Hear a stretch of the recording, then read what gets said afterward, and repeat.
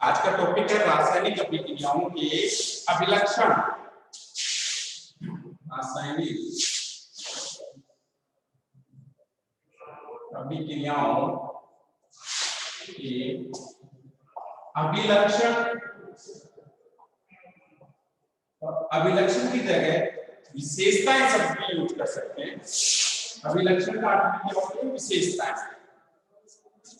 क्रियाकलाप 1.2 व 1.3 के आधार पर 5 अभिलक्षण प्राप्त किए गए। पहला था अवस्था में परिवर्तन। अवस्था में परिवर्तन। सेकंड था रंग में परिवर्तन। रंग में परिवर्तन। थर्ड का अवक्षेप का बनना। अवक्षेप का बनना। फोर्थ है गैस का निकलना। गैस का निकलना। फिफ्थ है ताप में परिवर्तन।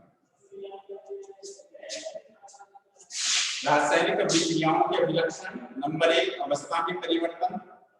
नंबर 2 रंग में परिवर्तन। नंबर 3 अवक्षेप का बनना। नंबर 4 गैस का निकलना। नंबर 5 ताप में परिवर्तन। स्टूडेंट्स, हम इस चैप्टर में रासायनिक अभिक्रियाओं के प्रकार पढ़ेंगे। वहां पर अभिक्रियाएं होंगी तो इनमें से कम एक अभिलक्षण को जरूर प्रदर्शित करेंगे। जैसे जैसे अभिक्रियाएं अभिलक्षण प्रदर्शित करेंगे वहां फिर से इनकी चर्चा करेंगे। तो देखो यहाँ लिखोगे रासायनिक अभिक्रियाओं के अभिलक्षण कितने? 5। नंबर 1 अवस्था में परिवर्तन। नंबर 2 रंग में परिवर्तन। नंबर 3 अवक्षेप का बनना। नंबर 4 गैस का निकलना। नंबर 5 ताप में परिवर्तन। अब देखो नेक्स्ट है रासायनिक अभिक्रिया क्या है, किसे कहते हैं? तो देखो रासायनिक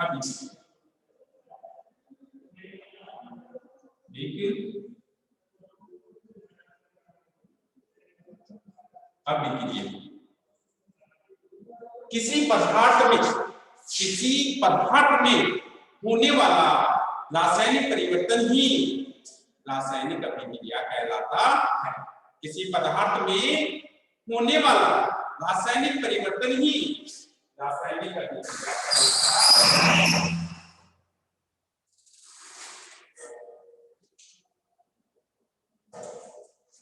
तो देखो ये हो गई परिभाषा रासायनिक अभिक्रिया। क्लियर? अब देखो रासायनिक अभिक्रिया जब संपन्न होती है तो अभिकारकों के बीच बने बंध टूटते हैं। और जब उत्पाद का निर्माण होता है तो नए बंधों का निर्माण होता है। यानी कि अभिकारक पक्ष में जो भी यौगिक पदार्थ हैं उनके बीच के बंध टूटते, पुराने बंध टूटेंगे और नए बंध से नए पदार्थ बनते हैं जो कि उत्पाद होते हैं। तो यहाँ आपको याद रखना रासायनिक अभिक्रिया किसे कहते हैं? किसी पदार्थ में होने वाला रासायनिक परिवर्तन ही रासायनिक अभिक्रिया कहलाता है। क्लियर है? अब देखो नेक्स्ट है रासायनिक समीकरण। रासायनिक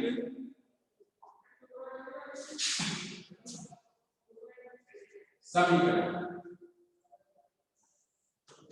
रासायनिक अभिक्रिया प्रतीकों या सूत्रों के द्वारा प्रदर्शित करना रासायनिक समीकरण कहलाता है।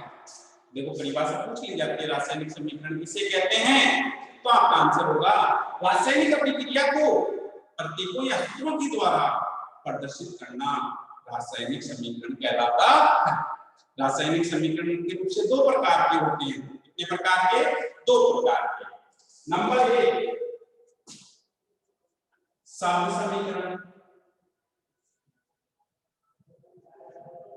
समीकरण और नंबर 2 प्रतीक या कह सकते हैं सूत्र समीकरण। रासायनिक समीकरण 2 प्रकार। एक होते हैं शब्द समीकरण और दूसरे होते हैं प्रतीक या सूत्र समीकरण। अब देखो रासायनिक अभिक्रिया को शब्दों में लिखकर प्रदर्शित करना शब्द समीकरण कहलाता है और रासायनिक अभिक्रिया को प्रतीकों या सूत्रों के द्वारा लिखकर प्रदर्शित करना प्रतीक या सूत्र समीकरण कहलाता है। दोनों ही रासायनिक समीकरण है। जैसे देखो जिंक, जिंक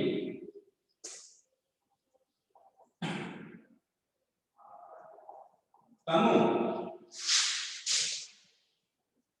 सल्फ्यूरिक अम्ल से, जिंक तनु सल्फ्यूरिक अम्ल से अभिक्रिया करता है और जिंक सल्फेट, जिंक सल्फेट और हाइड्रोजन गैस, हाइड्रोजन गैस बनती जिंक ने तनु सल्फ्यूरिक अम्ल से अभिक्रिया की, जिंक सल्फेट बना और हाइड्रोजन गैस बनी। अब देखो रासायनिक अभिक्रिया को अपने शब्दों में लिखकर प्रदर्शित किया है, तो ये क्या है? शब्द समीकरण। क्या है ये? शब्द समीकरण। समीकरण क्या है? ये शब्द समीकरण है। क्लियर? अब देखो इसी को मैं प्रतीक या सूत्र के द्वारा प्रदर्शित कर रहा हूं। जिंक का सिंबल क्या है? Zn। पिछली क्लास में पढ़ चुके हो, छोटी क्लास में इस तक के सिंबल लगभग स्टूडेंट्स को याद होने चाहिए। तो जिंक का क्या है? Zn और तनु सल्फ्यूरिक अम्ल H2SO4। तनु है यानी इसमें जल मिला हुआ है, इस जली क्लियर हो गया। या तो यहाँ एक लिख दो या फिर यहाँ तनु शब्द लिखो, डायरेक्ट लिखो DI। अब क्या बनेगा यहाँ? Zinc sulphate ZnSO4 plus hydrogen, ये गैस है, ठीक है, ये AQ है, जलीय बिंदु थोड़ी क्या सॉलिड, ये इनकी भौतिक अवस्थाओं के संकेत।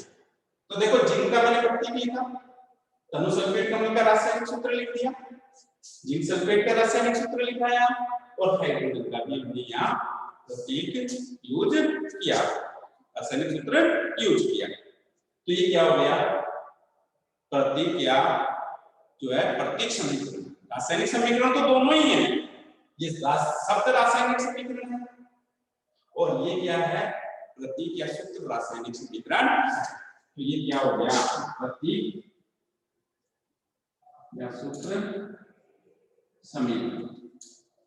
समीकरण क्लियर? तो ये हो गया देखो रासायनिक समीकरण। फिर से बोलूं, इसे कहते हैं रासायनिक अभिक्रिया को प्रतीकों या सूत्रों के द्वारा प्रदर्शित करना रासायनिक समीकरण कहलाता है। ये मुख्यतः दो प्रकार के होते हैं, सब समीकरण और दूसरा प्रतीक या सूत्र समीकरण। सब समीकरण में रासायनिक अभिक्रिया को शब्दों में लिखकर प्रदर्शित किया जाता है और प्रतीक या सूत्र समीकरण में जो है इनको प्रतीकों के द्वारा लिखकर प्रदर्शित किया जाता है। क्लियर? अब देखो नेक्स्ट है अभिकारक और अभिकारक यानी क्रियाकारक। क्या कहते हैं? क्रियाकारक। क्रियाकारक यानी इनके बीच क्रिया होती है, जो क्रिया करते हैं। रासायनिक अभिक्रिया में जो पदार्थ क्रिया करते हैं वो क्या? क्रियाकारक या इन्हें अभिकारक भी कहते हैं।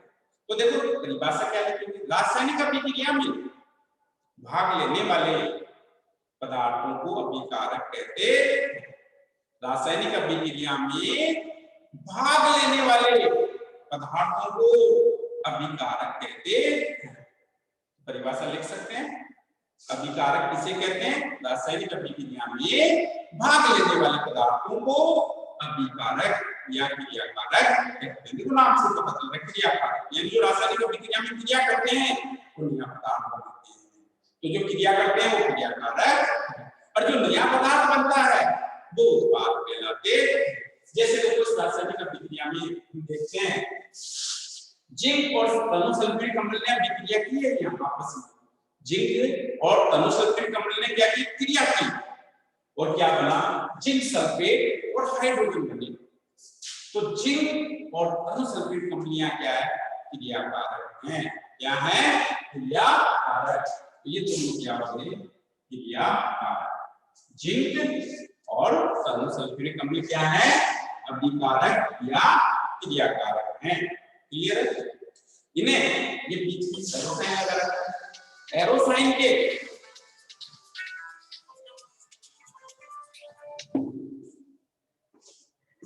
ये तीर का चिन्ह है, तीर के चिन्ह के बाईं ओर जो अभिकारक लिखे जाते हैं और तीर के चिन्ह से दाईं ओर उत्पाद लिखे जाते हैं।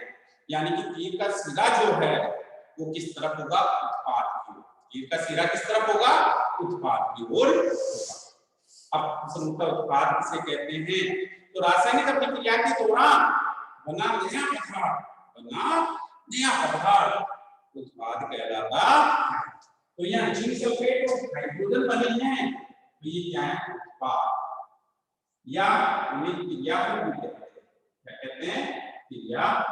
क्या कहते हैं, क्रिया। तो स्टूडेंट्स, मैंने आपको दो परिभाषाएं यहाँ बताई, अभिकारक की और दूसरी बताई है आपके उत्पाद। तो देखो फिर से मैं बोल रहा हूँ परिभाषा को। अभिकारक रासायनिक अभिक्रिया में भाग लेने वाले पदार्थों को अभिकारक कहते हैं। इन्हें अभिक्रिया में तीर के चिन्ह से बाईं ओर लिखा जाता है, यानी LHS में। क्लियर? उत्पाद किसे कहते हैं, रासायनिक अभिक्रिया के दौरान बने नए पदार्थ उत्पाद कहलाते हैं। इन्हें तीर के चिन्ह से दाईं ओर लिखा जाता है, यानी कि RHS में लिखा जाता है, राइट हैंड साइड। क्लियर? तो ये हो गए उत्पाद। वैसे भी देखो नाम से पता चलता है, क्रियाकारक यानी जो क्रिया करते हैं, क्रियाफल उस क्रिया का जो फल होता है वो क्या, क्रिया। तो देखो यहाँ जिंक और सल्फ्यूरिक अम्ल ने अभिक्रिया की, तो ये क्या हो गए, क्रियाकारक। और नए पदार्थ क्या बने, जिंक सल्फेट और हाइड्रोजन बनी है, तो ये क्या हो गए, उत्पाद। क्लियर?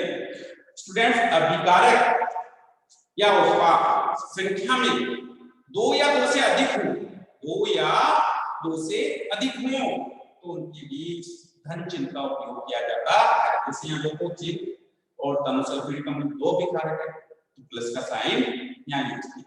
ऐसे देखो उत्पाद जिंक सल्फेट और हाइड्रोजन दो उत्पाद है, तो इनके बीच में क्या लगा है, प्लस का चिन्ह। तो ये हो गया आपके उत्पाद। यहाँ तक कोई समस्या?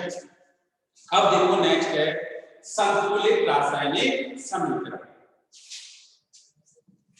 स्टूडेंट्स, इसका स्क्रीनशॉट ले लें ताकि आपको पता रहे आज की क्लास में क्या हुआ है।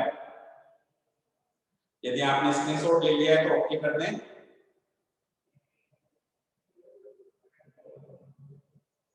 ओके का मैसेज कर दें होने के साथ ही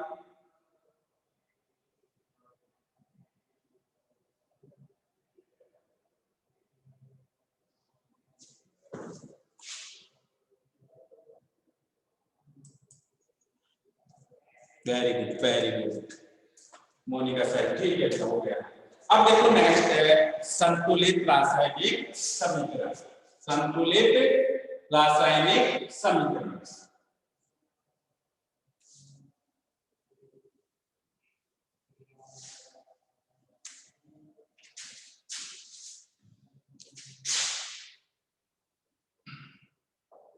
संतुलित रासायनिक समीकरण ऐसा रासायनिक समीकरण जिनमें अभिकारक पक्ष व उत्पाद पक्ष में परमाणुओं की संख्या समान हो, संतुलित रासायनिक समीकरण कहलाता है। ऐसा रासायनिक समीकरण जिसमें अभिकारक पक्ष और उत्पाद पक्ष में परमाणुओं की संख्या समान हो, संतुलित रासायनिक समीकरण कहलाता है। जैसे उदाहरण के लिए जिंक तनु सल्फ्यूरिक अम्ल से अभिक्रिया करता है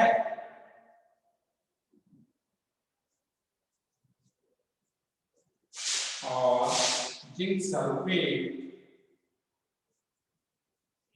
और हाइड्रोजन गैस यहां बनती है। अब देखो ये तीन के चिन्ह से बाईं तरफ क्या है, अभिकारक है, और दाईं तरफ क्या है, उत्पाद है। अब हम यहाँ देखेंगे अभिकारक पक्ष में और उत्पाद पक्ष में परमाणु की संख्या।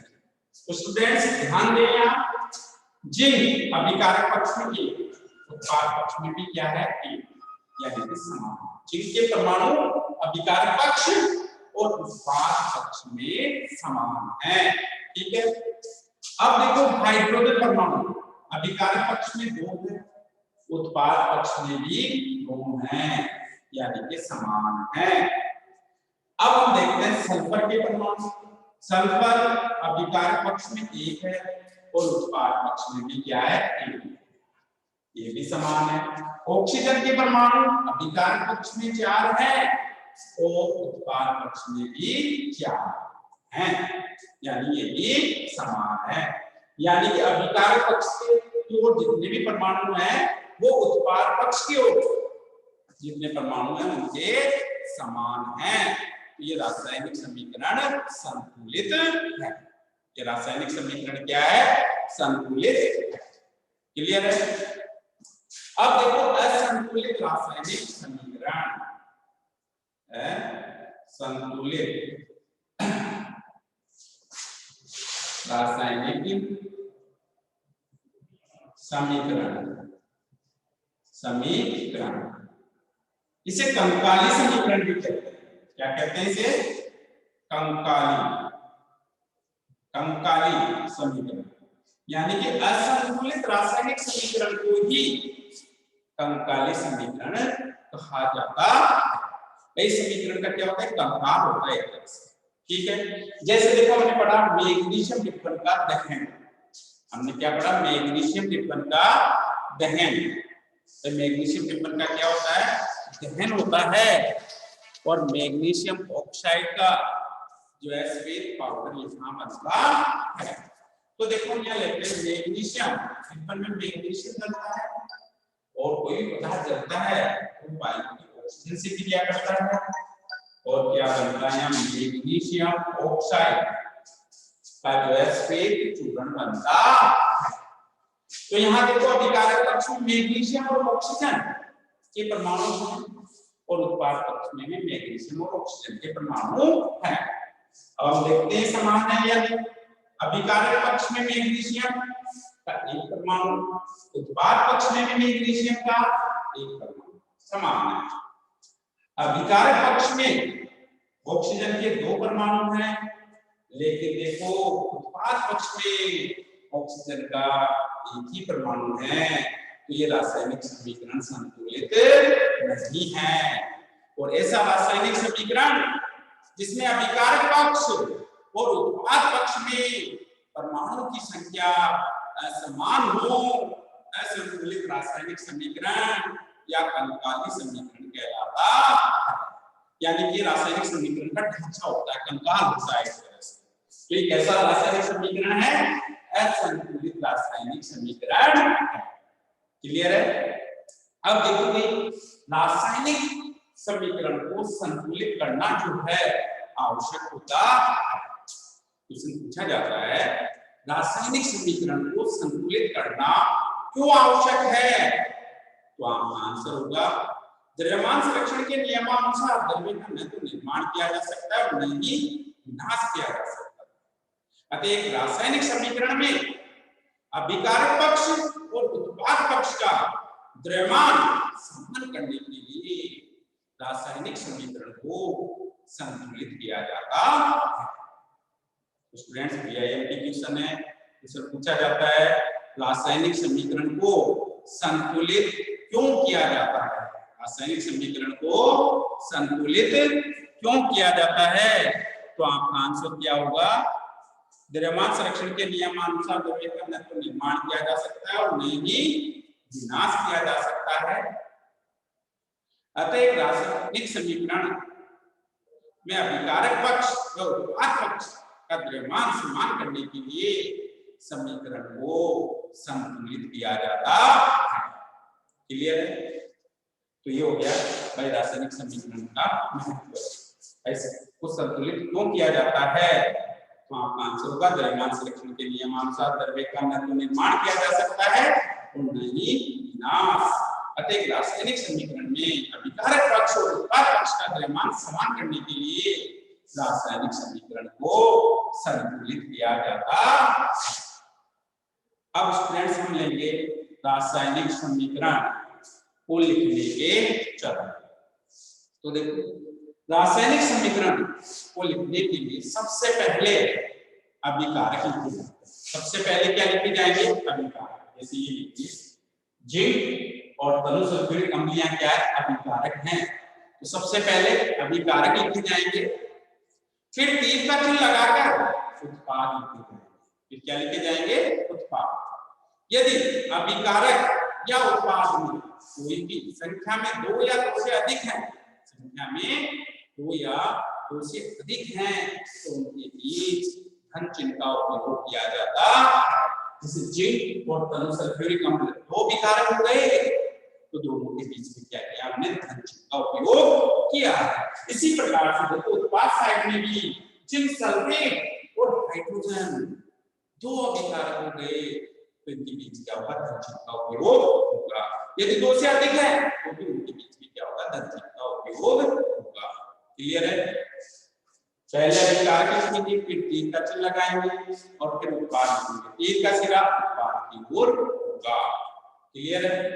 फिर देखो जो भी परिस्थितियां चाहिए रासायनिक अभिक्रिया को संपन्न होने के लिए, जैसे ताप, दाब, उत्प्रेरक, वो सब इस तीर के चिन्ह के ऊपर लिखा जाता है। कहाँ लिखा जाता है? इस तीर के चिन्ह के ऊपर लिखा जाता है। रासायनिक अभिक्रिया संपन्न होने के लिए ताप, दाब, उत्प्रेरक जो भी परिस्थिति चाहिए वो कहाँ लिखी जाएगी?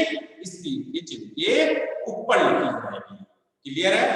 अब देखो नेक्स्ट है, यदि रासायनिक अभिक्रिया जो है ऊष्मा क्षेपी है। रासायनिक अभिक्रिया ऊष्मा के आधार पर 2 प्रकार, एक होती है ऊष्मा क्षेपी और दूसरी होती है ऊष्मा शोषी। देखो नाम से पता चल रहा है ऊष्मा क्षेपी ऐसी रासायनिक अभिक्रियाएं जिनमें ऊष्मा का उत्सर्जन होता है, ऊष्मा उत्सर्जित होती है। ऊष्मा के ऊर्जा का ही रूप है, तो ऊष्मा उत्सर्जित होती है, वो क्या है? ऊष्मा क्षेपी।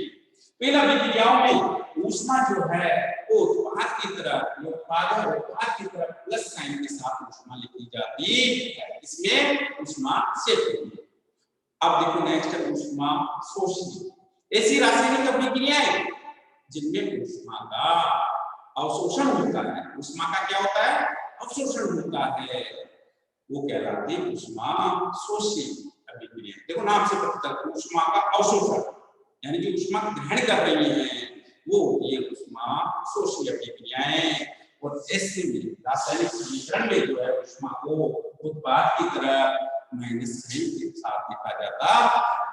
यदि ऊष्मा क्षेपी है तो उत्पाद की तरह ऊष्मा प्लस साइन के साथ होगी। यदि ऊष्मा शोषी है तो उत्पाद की तरफ ऊष्मा माइनस साइन के साथ लिखी जाती है। तो यह है रासायनिक समीकरण को लिखने के चरण। क्लियर है? इसी तरह की कोई समस्या? अब देखो नेक्स्ट है रासायनिक समीकरण को संतुलित करना।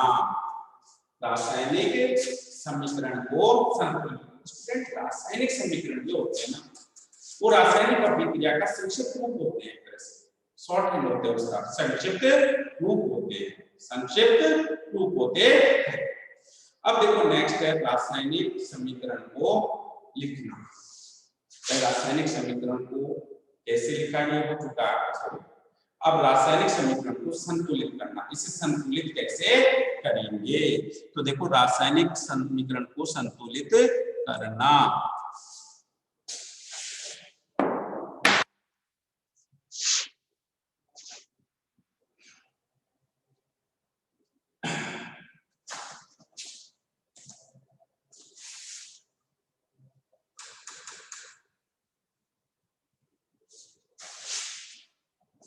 तो स्टूडेंट्स रासायनिक समीकरण को हम यहाँ हिट एंड ट्राई मेथड से संतुलित करेंगे अनुमान लगाकर। अनुमान विधि भी कह सकते हैं, अनुमान लगाकर संतुलित करेंगे। रेडी क्या है? रासायनिक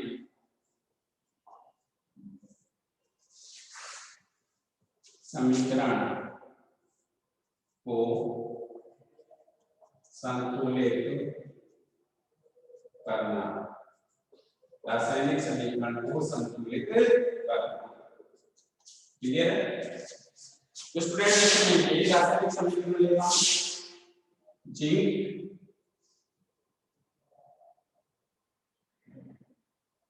जिंक जो है वो तनु सल्फेट अम्ल से क्या करता है, ठीक है। और यहाँ पर जो है जिंक सल्फेट और हाइड्रोजन गैस बनती, क्या बनती है? हाइड्रोजन गैस बनती। तो देखो इस समीकरण को हमें संतुलित करना, तो सबसे पहले चरण फर्स्ट में स्टेप 1 में क्या करेंगे, सबसे पहले हम जो भी यहाँ हमें यौगिक तत्व उनके सूत्र दे रखे हैं उन पर बॉक्स ड्रॉ करेंगे, बॉक्स बनाएंगे। तो जैसे कि हमने इस पे बॉक्स बना दिया, सल्फेट, जिंक सल्फेट और ये क्या है, हाइड्रोजन। इन पे क्या करेंगे, बॉक्स बनाएंगे। क्लियर है? चरण 1 में क्या करेंगे, इन पे बॉक्स बनाएंगे। समीकरण लिखा हुआ है चरण फर्स्ट में। क्लियर है? क्या करेंगे, बॉक्स बनाएंगे। अब देखो चरण सेकंड,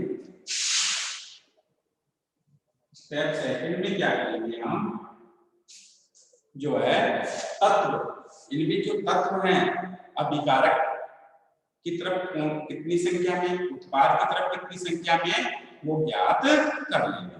चरण द्वितीय में क्या करेंगे, अभिकारक पक्ष में जितने भी तत्व हैं उनकी संख्या ज्ञात कर लेंगे, और इधर उत्पाद पक्ष में जितने भी तत्व हैं उनकी संख्या ज्ञात करेंगे। यहाँ एक टेबल बना लेते हैं तत्व, पहले लिखेंगे अभिकारक, अभिकारकों में परमाणु की संख्या, अभिकारक की तरफ, यानी अभिकारक किस तरफ होते हैं, बाईं तरफ LHS में होते हैं, तो ऐसे लिख सकते हैं LHS। ठीक है? फिर उत्पादों में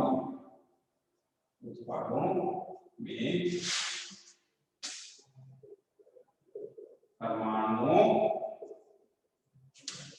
की संख्या, उत्पाद मालिक होते हैं RHS में या RHS। टेबल बनाने के हमने इसमें 3 कॉलम हमने बनाए।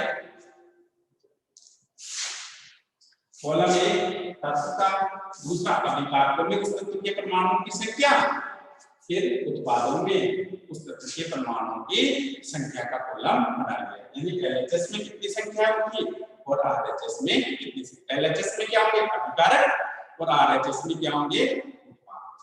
क्लियर है? अब देखिए यहाँ जिंक है, जिंक, हाइड्रोजन है, हाइड्रोजन, ये क्या है, सल्फर, सल्फर लिख दिया, और ये क्या है, ऑक्सीजन, क्या है, ऑक्सीजन। क्लियर?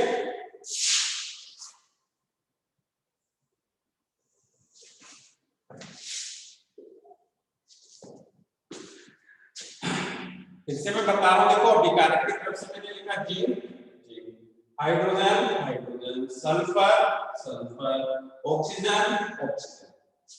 अभिकारक की तरफ जो परमाणु होंगे वही उत्पाद की तरफ होंगे। चेक करते हैं, zinc, zinc, sulphur, sulphur, oxygen, oxygen, hydrogen, और ये क्लियर है? अब ये जो तत्व के परमाणु आ गए, जिंक, हाइड्रोजन, सल्फर, ऑक्सीजन, इनके अभिकारक की तरफ संख्या लिख लेंगे और फिर इनकी उत्पाद की तरफ संख्या लिख लेंगे। जी, अभिकारक में 1 है, हाइड्रोजन 2 हैं, सल्फर 1 है, ऑक्सीजन 4। क्लियर है? इसी प्रकार से देखो उत्पाद की तरफ देख लेंगे। जिंक 1 है, सल्फर 1 है, ये सल्फर 1, सल्फर के सामने लिखेंगे इसे सल्फर 1 दोनों में, ठीक है। फिर हम लिखेंगे ऑक्सीजन 4, ये ऑक्सीजन और यहाँ 4। अब क्या बचा? हाइड्रोजन, हाइड्रोजन इधर 2। अब देखो जिंक परमाणु LHS में 1 है, RHS में भी 1, यानी अभिकारक की तरफ भी 1 है, उत्पाद की तरफ भी 1, समान हो गए। हाइड्रोजन के अभिकारक की तरफ 2, उत्पाद की तरफ भी 2, ये भी समान। सल्फर के अभिकारक की तरफ 1, उत्पाद की तरफ भी 1 है, ये भी समान है। ऑक्सीजन के अभिकारक की तरफ 4, उत्पाद की तरफ भी 4, यानी कि अभिकारक पक्ष और उत्पाद पक्ष में परमाणुओं की संख्या क्या है? समान है। इसका अर्थ है कि रासायनिक समीकरण पहले से ही संतुलित है। ये रासायनिक समीकरण क्या है? पहले से ही संतुलित है। यहां लिख लेंगे संतुलित समीकरण, संतुलित है, समीकरण संतुलित। ये रासायनिक समीकरण जो है वो पहले से क्या है? संतुलित। क्लियर है स्टूडेंट्स? किसी प्रकार की कोई समस्या हो आज इसमें पढ़ाया है कितना मैंने, तो वो आप पूछ सकते हैं। यदि आपको समस्या नहीं है तो ओके कर दो और इसका स्क्रीनशॉट ले लें।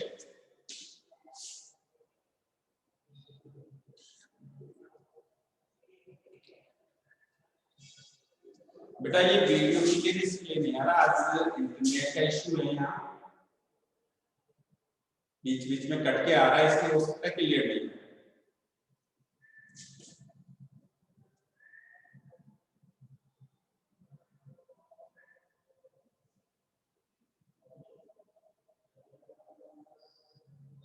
मोनिका की क्लियर है, राहुल की क्लियर है। तब मैंने पूछा है यदि किसी प्रकार की कोई समस्या है तो आप बोलें, और यदि नहीं है तो ओके कर दें। क्लियर? ठीक है, इसका स्क्रीनशॉट ले लें। अब देखो कल आपने किया हुआ है आयरन की भाप के साथ अभिक्रिया का रासायनिक समीकरण संतुलित करना। आज की मीटिंग की 1 ही मिनट बाकी है, आज वो पूरा नहीं हो पाएगा, तो नेक्स्ट क्लास में वो हो पाएगा। तो इसका स्क्रीनशॉट ले लें। हाँ, अब तक रही बात होमवर्क की। होमवर्क के लिए मैं PDF फाइल बनाकर आपके व्हाट्सएप ग्रुप में सेंड करूंगा शुक्रवार के दिन, तो आपको होमवर्क की कॉपी में ऐसे करना है। वहाँ कुछ क्वेश्चंस भी होंगे और इसके नोट्स भी होंगे। फिर भी कोई समस्या है आप पूछ सकते हैं। Okay, thank you.